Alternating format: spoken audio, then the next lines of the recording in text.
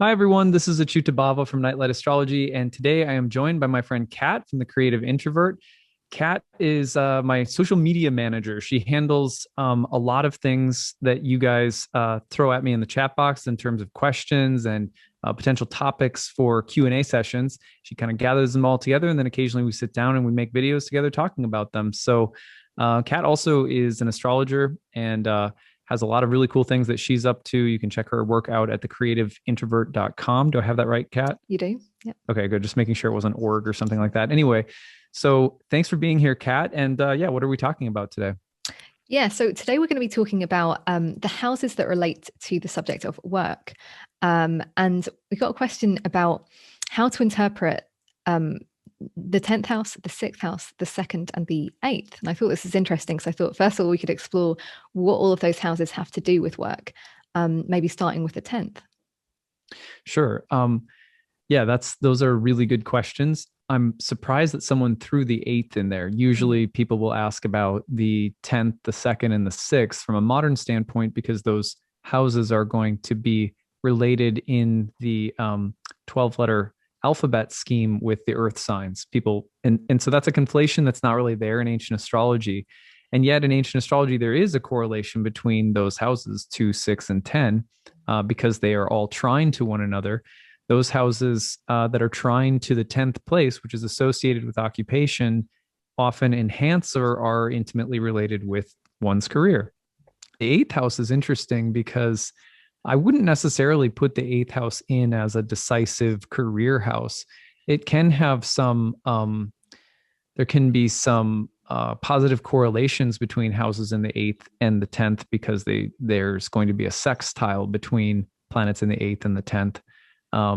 You could also look at the 11th in terms of the career. So there's like so many different ways that the career can show up in the chart. So by doing this, I don't want to give the impression that there's only three houses to look at for career or something like that. But that being said, let's take a look at those three houses in particular that this person is asking about. Can you see the chart on the screen, Kat?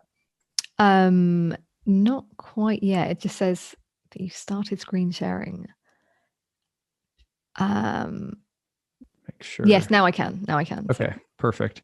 Maybe just taking a second there. Okay, so just to highlight, here is house 2, here is house 6, and here is house 10. So the reason that we say that these houses have to do with work is not because they're connected to earth signs. Modern astrologers might say that because they'll associate the second house with Taurus, the sixth with Virgo, and the 10th with Capricorn. But in ancient astrology, there's not a sign house correlation like that. Instead, the reason that we're associating 2 and 6 with the 10th house is because these houses by whole sign are trine to the 10th. So they form a great triangle with each other in the wheel. The 10th place was called praxis, which means action. And more broadly speaking, it means your worldly ambitions or the way that you show up and take action out in the world, not so much in the private sphere of life, but out in the public sphere. For most people, that's going to involve profession or how people know you by the kinds of things that you do with your day-to-day life. Now, when you see house 6 trining house 10 and house 2 trining house 10, that means that the topics of those houses are going to naturally and easily contribute or collaborate with that house. Trines are of the nature of Jupiter. And so these houses are natural helpers of the 10th house, you could say. So, for example, in the second house, we see a relationship with money and resources, let's say your possessions or the things that you own, as well as things that you have as internal resources, like sometimes like skills or people that help you, or so it could be a lot of different kinds of resources in the second house. But there's obviously a direct correlation between one's resources and one's money and the career. On the other hand, the sixth house was traditionally a house of labor, and it's a house that's on the negative side connected to hard work and self-sacrifice or drudgery. Sometimes the labor connotations of the sixth house are actually almost like slavery or like indentured like servitude or menial labor.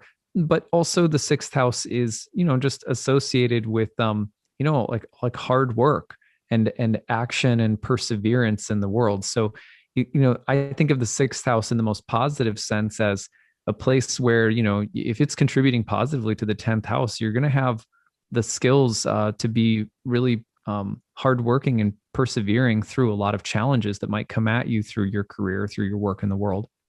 And also, oftentimes people who have sixth house planets are going to be really driven and competitive. It was called the joy of Mars traditionally.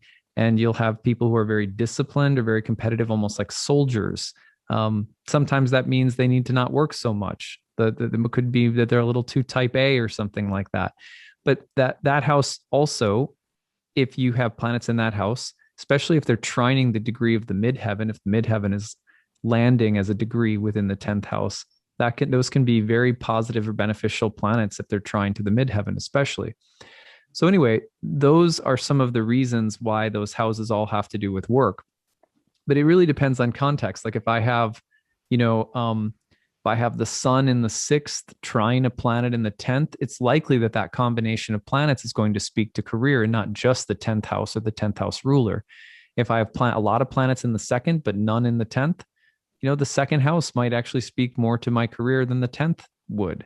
So you also, you always have options in ancient astrology, and it's not like there's just one particular planet or house that will represent, career. What to speak of any other topic too, like marriage or love or children or parents or health. There's so many different places in the chart that could potentially combine in their symbolisms, in planets and aspects and so forth to speak to a topic. So that's kind of a broad answer, but maybe we can take off from there. What do you think, Cap? Yeah, no, that's really helpful. And that concept of them being in a trine, I think that's quite an interesting thing, just even visually to think, oh yeah, that would make sense that they're all supporting each other and linked some way.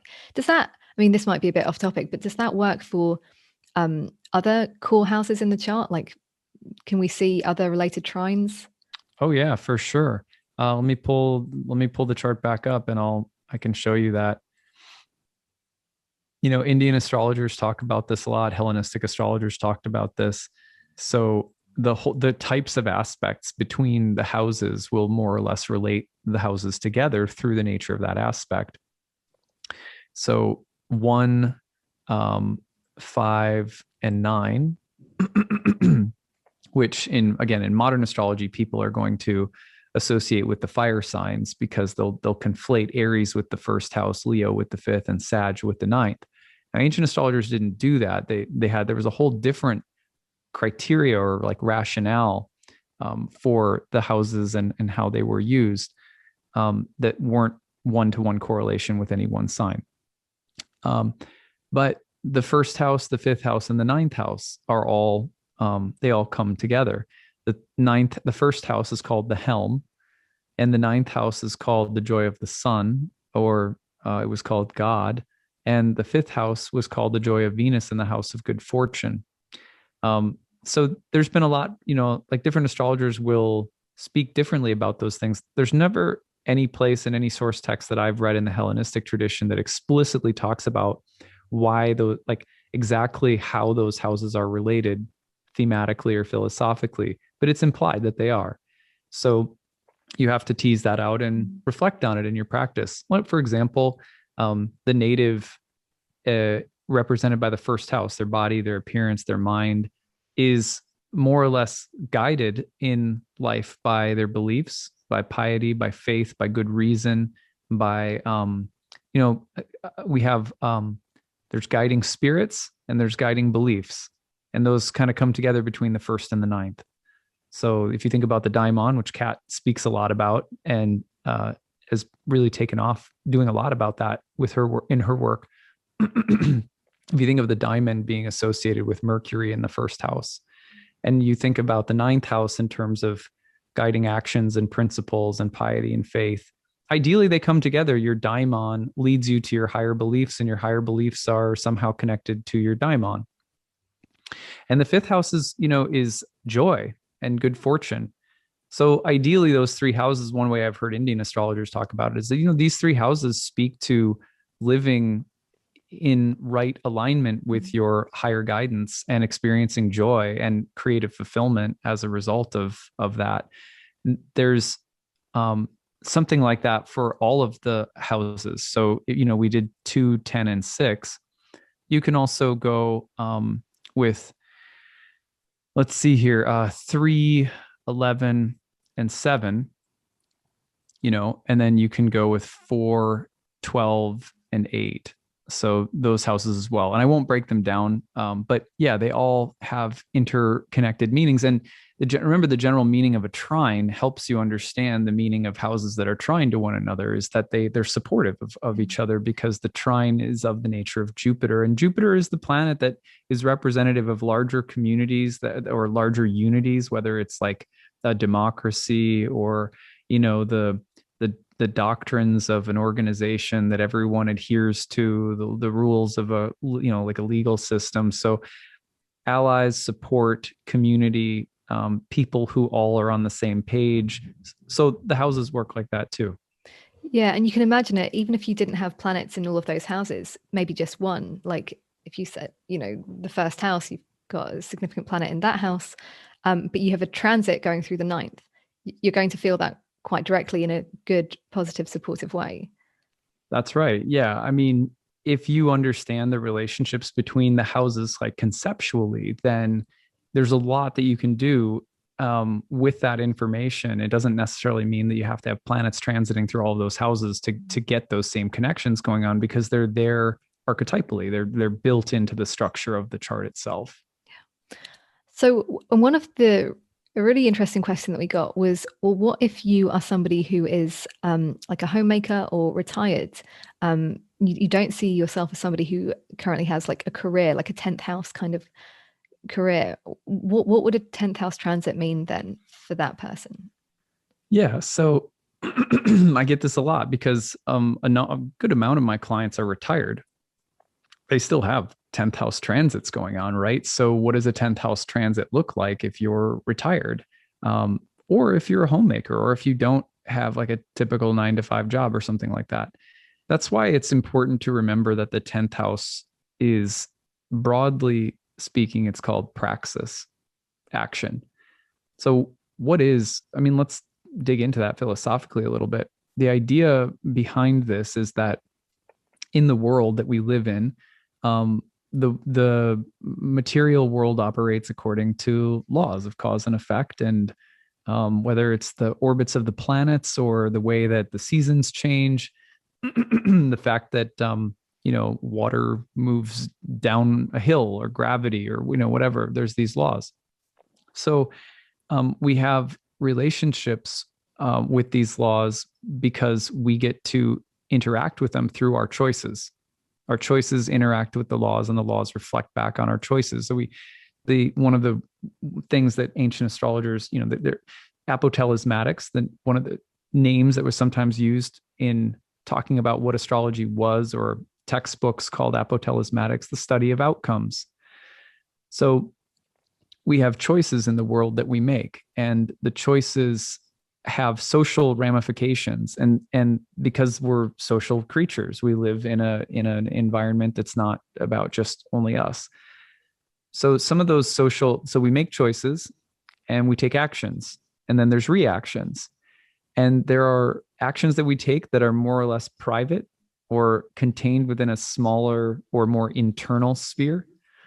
And then there are those that are more public, and by public, that means something different for each individual.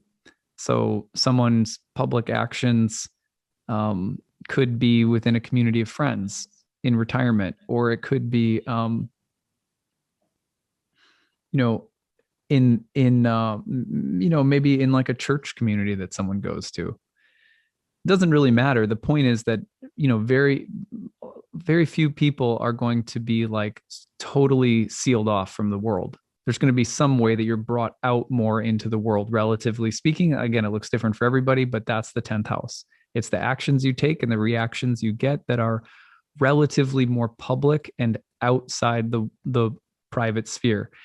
Now, the other thing to remember is that the actions that the other thing broadly speaking, is that when any twist of fate or destiny connects us with something outside of ourselves or outside, let's say, the walls or confines of like our home, you know, oh, I have to go to the store to get this thing, and then this thing happens, and I have to deal with this or that.